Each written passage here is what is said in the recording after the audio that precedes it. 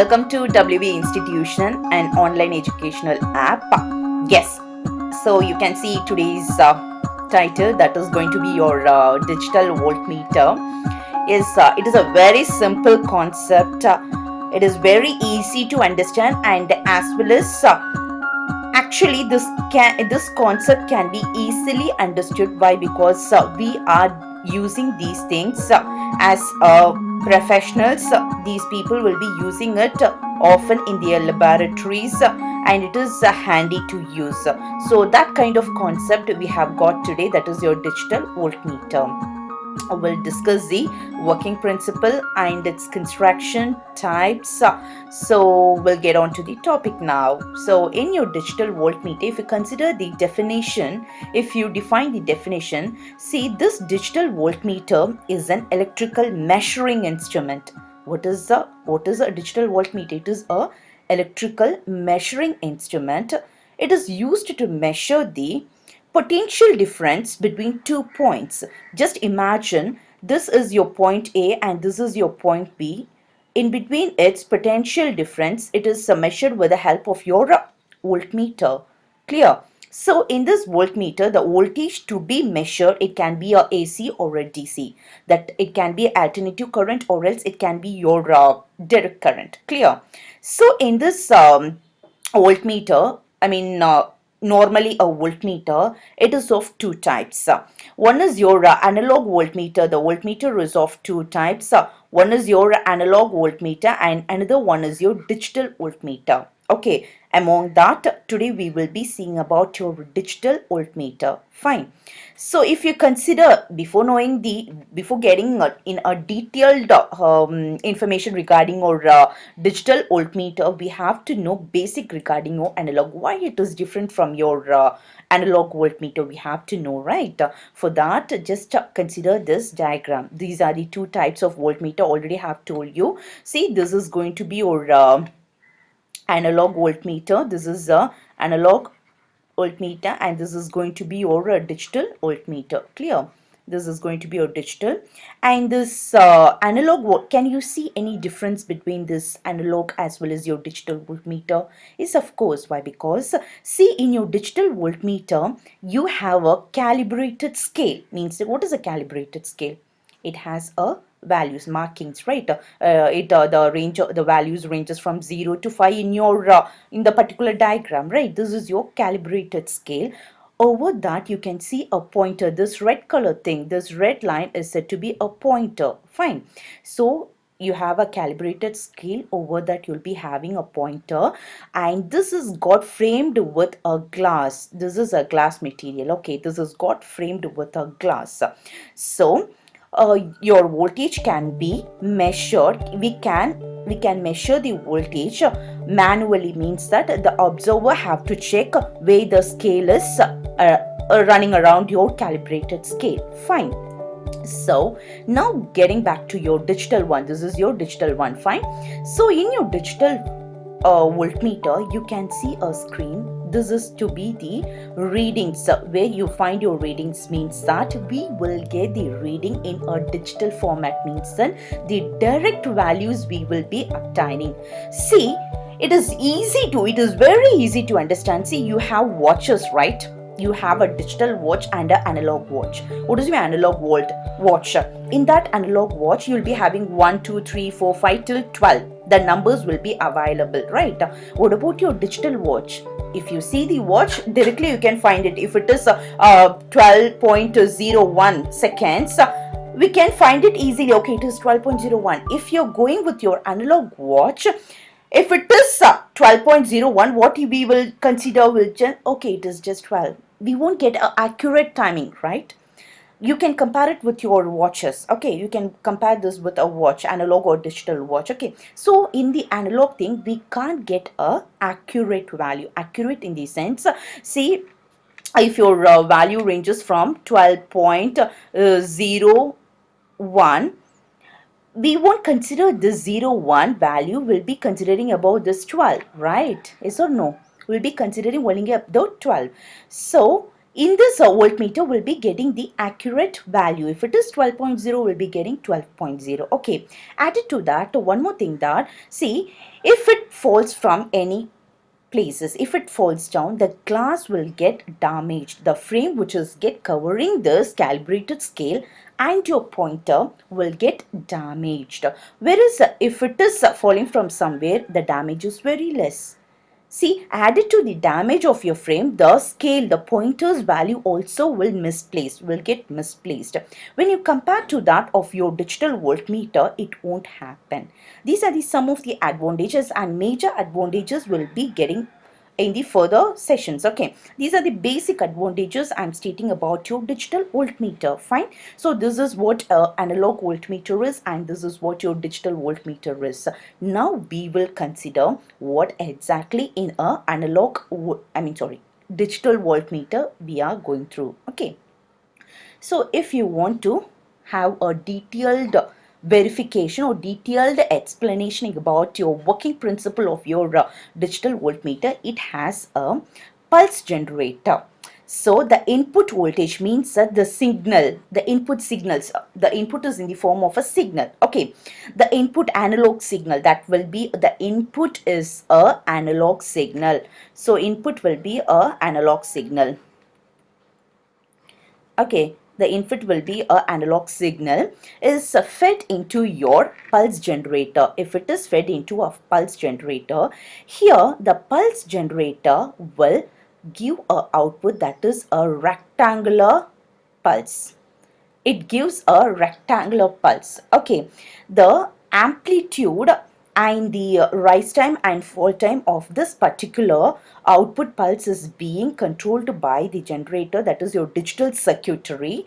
Okay, and its frequency is being frequency, and its width is being maintained by the analog circuitry of a generator, the generator which is present. Okay, fine. So as when a analog input is given to your pulse generator, it produces a rectangular impulse. Okay, rectangular pulse. The output is a rectangular pulse. So next, this one is your AND gate. This is your AND gate. Okay, if you consider the AND gate, it has two inputs and one output. Can you see that? This is going to be your one input, this is going to be the other input, and this is your output. So we have two inputs and one output. So through the one leg of your what is that, AND gate, I'm going to give this rectangular signal as an input, and the other leg is fed with a train of pulse. This is said to be a train of pulse. Okay, this is said to be a train of pulse. Clear? So the AND gate is fed with two inputs. One is your train of pulse, and second one is your rectangular input, which we got it from your pulse generator. Fine. See, now this is fed into your AND gate. As an output, what I'll be obtaining is, I'll be obtaining the train of pulse, but its duration, its width is similar to that of a rectangular pulse. Can you understand that? Okay, let me say with an example. See, just imagine this is going to be my train of pulse. Okay, this is going to be my train of pulse. So we have a different train of pulse. Okay, we'll be having train of pulse. Okay, now my rectangular pulse is said to be of this width. Okay, so here this, consider this as the width is said to be t. Clear?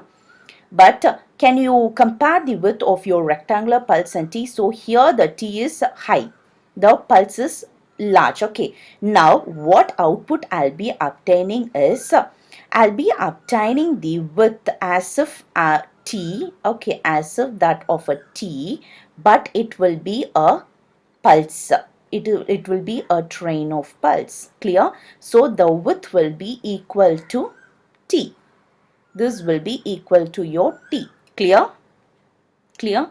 Understood? So the width will be the it will take the width from your rectangular pulse and it will take the structure from your train of pulse. Clear? Now the output of your AND gate will be in that format, and it is given to your inverter. Here the inverter will make the pulses invert. See, you can see the inverted pulses over here. The same pulse is got inverted. Clear? So this is given to a counter, where this the train of pulse is given to a counter. In the counter, this counts the number of pulses and its duration, and this is got displayed in your display screen, that is your digital screen. Clear? The display screen is nothing but the digital screen. So what is a counter? It counts the number of impulses and its duration and is get fed into a decimal display. Means that it gives a digital output. So what is your input? It is an analog input. What is the output? It is a digital output. So we can say this as a analog to digital converter, means that we can replace the entire setup with the analog to digital converter. Okay, fine. Okay, this is what the basic working principle of your digital voltmeter. Clear? Yes. Now we will see some of the advantages of your digital voltmeter.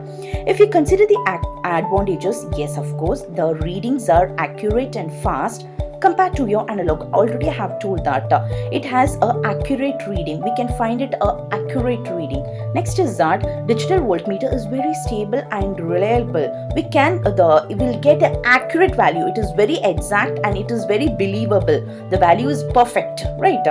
So yes, of course, when you compare your analog voltmeter with your digital voltmeter, the size of your digital voltmeter is small when you're comparing with your analog voltmeter. So it is very portable. You can take wherever you want. Clear?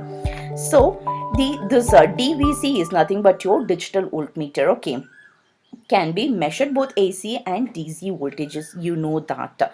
Added to that, in the recent times they have introduced a microcontroller. It contains the storage, so that the readings can be stored in that for your future references. So it has a storage unit so that the readings can be stored and it can be used for your future references. Clear? So next one is it is void of parallax error. What is a parallax error? Okay, see, imagine I'm having a jar of water. Okay, so here the readings has been calibrated. Clear? The reading has been calibrated. I'll be having a jar of water. Clear? And now let me consider three positions where a observer is viewing. So these are the three positions where the observer is viewing. The first position is directly to the where the level of my water, means that it finds a right angle. The viewing angle is said to be right angle. See, this is a right angle, so that we will be getting a perfect value of the level of water. Clear? So in this case we won't get any error. The value is perfect. Clear? Now if I'm viewing, see, this is your eye area. Okay, this is your eye area. So if I'm viewing from the little top of your water level, so I'll be getting that there is a maximum chances of getting a value which is higher than the value to be predicted. So in that case, the difference between the correct value with that of a value you obtain, that is said to be a parallax error. Clear? So in that case, we'll be having a parallax error. So the other case is that if my water level is high and if I'm viewing at the lower level, so I'll be getting the value a slight lower than the original value. So in that case also, I'll be getting a parallax error. So means that it depends on the viewer's observation with respect to your particular the actual value. Clear? This is what your parallax error is.